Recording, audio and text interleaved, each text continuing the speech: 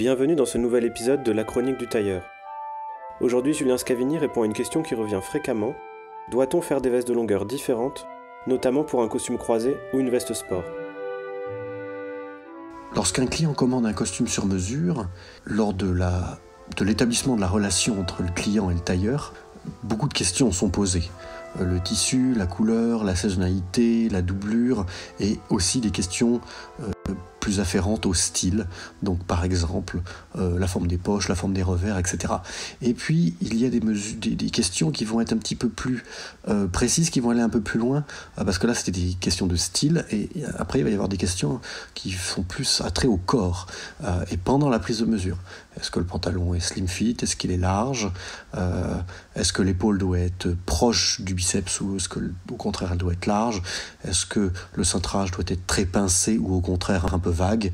Voilà, ce sont des questions qui sont beaucoup plus en rapport avec le corps. Et la question principale, j'ai envie de dire, une des questions primordiales, parce qu'elle donne l'allure vraiment du vêtement, elle donne l'allure de la veste. Et cette question primordiale, c'est la question de la longueur.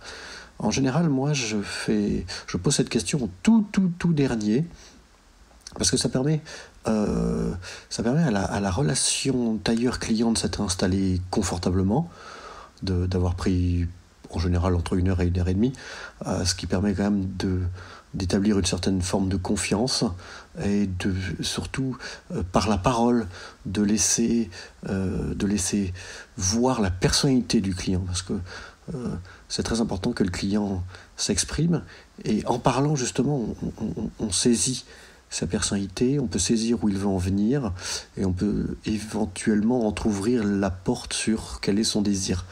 Même si évidemment c'est parfois trop court, mais c'est pour ça qu'une relation entre un artisan et un client, il faut plutôt l'avoir sur le long terme. En fait, c'est pas sur un vêtement en réalité qu'on peut la juger. Et donc la dernière question que je pose en général lors de la prise de mesure, la toute dernière question, c'est la question de la longueur de la veste, parce que ça permet à l'œil de s'habituer au vêtement qui est essayé, c'est-à-dire le gabarit, et ça permet à l'idée de faire son chemin en fait dans la tête, à la fois du client mais surtout du tailleur, c'est-à-dire moi. C'est-à-dire quand je prends la mesure de la veste, j'aime bien avoir eu une dizaine de minutes pour voir une veste sur un client et me faire une idée, parce que cette idée elle va pas jaillir tout de suite. En plus, j'essaye toujours de voir la longueur de deux manières, c'est-à-dire de manière directe en regardant la personne avec une veste et en regardant la personne dans le miroir, donc de plus loin encore, mais donc avec une perspective plus plate. Et donc ce regard indirect, je trouve qu'il est très important, parce que le miroir il donne plus de profondeur, donc moi j'aime bien confronter les deux, le regard du client à travers le miroir et le regard sur le client direct, pour essayer de jauger justement cette question de longueur qui n'est pas facile, et qui dépend surtout et principalement, donc là je vais répondre plus à la question, cette question de longueur elle dépend pour moi beaucoup de la mode, et beaucoup de l'époque en réalité. Ça, je pense que c'est le premier aspect. Si on regarde un film des années 70 ou une série, les vestes seront très longues. Ça va pas paraître très marqué, ça va pas sauter aux yeux, parce qu'en fait toutes les lignes sont très différentes, mais si on est très attentif, on va découvrir une veste très très longue. À l'inverse, ça fait justement 10-15 ans que l'on a vécu dans une mode des vestes courtes, mais voire très courtes, historiquement très courtes. Je ne vois même pas tellement d'époque, peut-être début des années 30, où on faisait un peu des vestes courtes qu'on disait ras de paix, qui est une sorte de petit jeu de mots un peu vulgaire, mais on disait les vestes ras de paix dans les années 30. Donc ça s'est fait, mais j'ai trouvé que c'était quand même plus long que ce qui s'est fait dans les années 2010, 2012, 2015. Là, on a quand même vu des vestes particulièrement courtes, qui en étaient parfois ridicules. C'était presque des boléros de femmes. On était à mi-fesses parfois, et c'était vraiment dommage. Heureusement, je pense que cette mode est finie, mais c'était vraiment dommage parce que pour la silhouette masculine, c'était ravageur. C'était plutôt, on avait l'impression de voir des garçonnets. Donc, la première réponse sur la question de la longueur, de la juste longueur, c'est de se positionner par rapport à une époque et donc à une mode. On essaye toujours d'être intemporel, vous me direz, chez le tailleur, mais en réalité c'est faux, parce que le tailleur aussi, il est influencé par la mode. Un tailleur dans les années 70, il voulait être un peu dans le coup, il faisait une veste un peu longue, comme dans les années 80, 90 d'ailleurs, les vestes étaient assez longues aussi, mais avec des lignes encore un peu différentes. De manière générale, l'intemporel, c'est en fait une veste doit couvrir les fesses, voilà, point. Ça, c'est la caractéristique principale. Alors après, ça peut varier suivant la personne. Une personne qui aurait des jambes courtes et un buste long, et une autre qui aurait des jambes longues et un buste court, on peut éventuellement un peu ajuster ce point-là. Il faut aussi, je pense, avoir grande attention aux bras, parce qu'évidemment, quelqu'un qui a des bras courts, ça serait assez différent de quelqu'un qui aurait les bras longs. Et notamment, je vois plus souvent d'ailleurs des clients avec des bras longs, voire très longs, et là il faut un petit peu, alors évidemment on va pas allonger la veste démesurément, mais il y a un certain équilibre à trouver justement entre à la fois je couvre les fesses et à la fois la longueur de la veste est un peu en rapport avec la longueur des manches, sachant que les manches doivent être normalement plus courtes que le corps d'une veste. Ça se voit à la fois sur le cintre, mais ça se voit aussi sur le bonhomme. Donc ça, ce sont les deux premières réponses. D'abord, on fait une longueur de veste en fonction de la mode, et ensuite, on fait une longueur de veste, si on veut être intemporel, en prenant un peu attention au physique de la personne. Donc ça, ce sont les deux critères. Ensuite, est-ce que pour une même personne, la longueur de la veste pourrait être différente d'une veste à l'autre ? Alors là, c'est une question qu'on me pose assez souvent, et je trouve la question assez saugrenue, parce que non, je pense qu'une personne a une longueur de veste qui n'est pas inscrite dans le marbre, c'est-à-dire que vous pourriez, une personne faisant un 48 pourrait décider d'avoir une veste à 72-73, ce qui est un tout petit peu court, et puis après avoir porté ça pendant 2, 3, 4, 5 ans, au cours d'une nouvelle commande, se dire que finalement, non, on pourrait peut-être un peu allonger, peut-être que 74, 75 cm serait bien pour toujours un taille 48. Donc c'est-à-dire cet argument, il est évidemment pas gravé dans le marbre, ce qui fait que dans une penderie qui contiendrait plusieurs vestes faites sur plusieurs années, oui, il pourrait y avoir une toute petite évolution d'une veste à l'autre. Peut-être qu'une veste qui aurait été commandée en 2012, toujours pour une taille 48, pourrait être à 72, et qu'une veste commandée en 2024, toujours en taille 48, pourrait être à 74, voire 75. Parce que, je le redis, on est dans une époque où les vestes, heureusement, se rallongent un petit peu.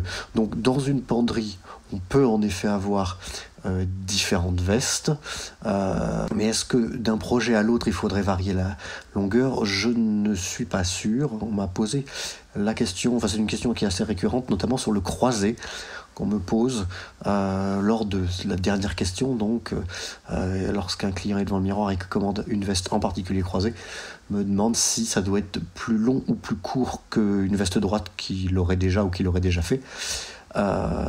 Et là, moi, la réponse est immédiatement, c'est non.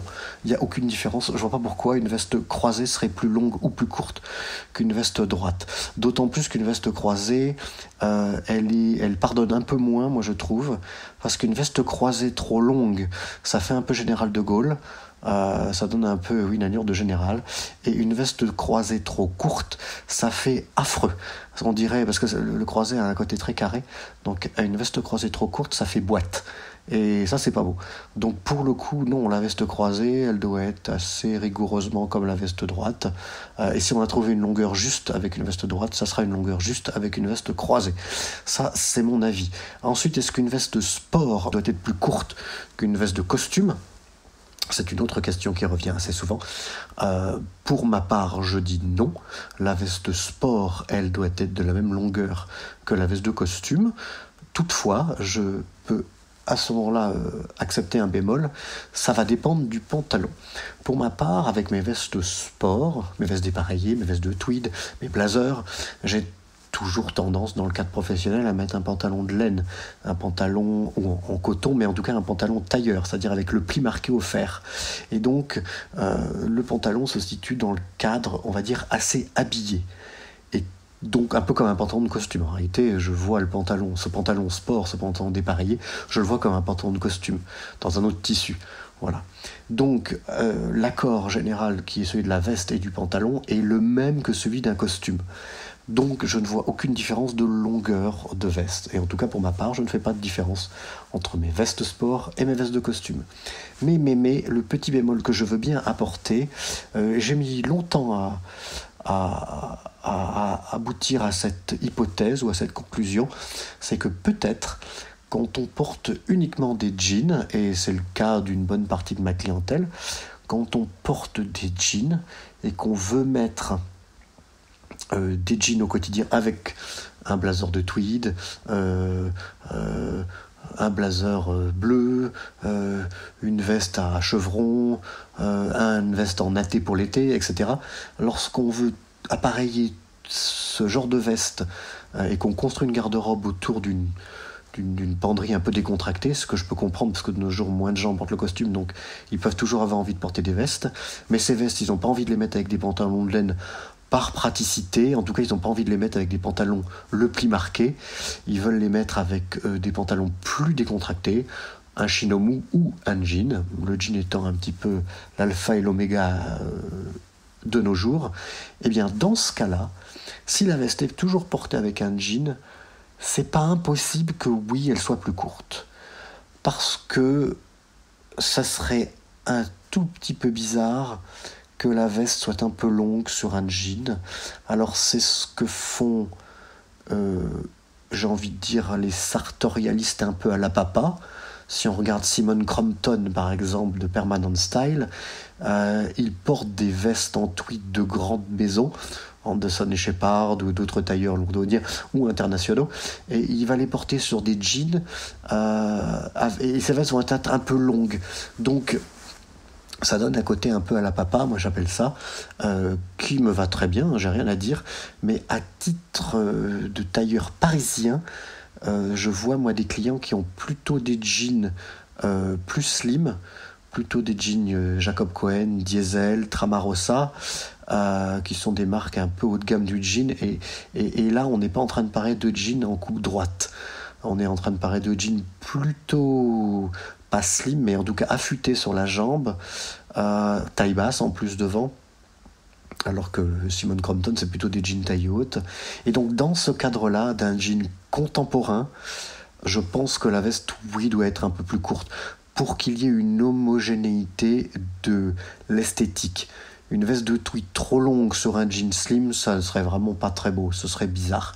Donc à ce moment-là, c'est mon devoir, je pense, en tant que tailleur, en tant que professionnel, de conseiller au client une longueur un petit peu plus courte. Parce que je ne veux pas lui donner l'air d'être à la papa. Sauf si j'ai des clients plutôt jeunes à ce moment-là, qui eux viendraient avec un jean un peu plus traditionnel, on va dire, et bien là, à ce moment-là, j'aurais pas de problème dans le débat et dans la conversation finale à dire oui, bah, écoutez, on va faire une longueur très traditionnelle, il n'y a pas de problème. Mais dans le cadre d'un jean un peu contemporain, porté à la parisienne, c'est-à-dire chemise blanche, jean et souliers noirs, si on cherche à faire une veste qui va avec ça, moi j'aurais tendance à conseiller oui un petit peu plus court. Et donc en effet, pour un taille 48, peut-être quelque chose autour de 72, alors qu'une même veste de costume pour la même taille serait plutôt à 74, 75. Donc c'est le seul moment où peut-être je pourrais proposer de faire une différence de traitement entre une veste de costume et une veste sport. Voilà, je pense que c'est une réponse assez exhaustive sur le sujet. Merci Julien, on se retrouve la semaine prochaine pour une nouvelle chronique du tailleur. En attendant, n'hésitez pas à vous abonner et à laisser un avis sur les plateformes de podcast.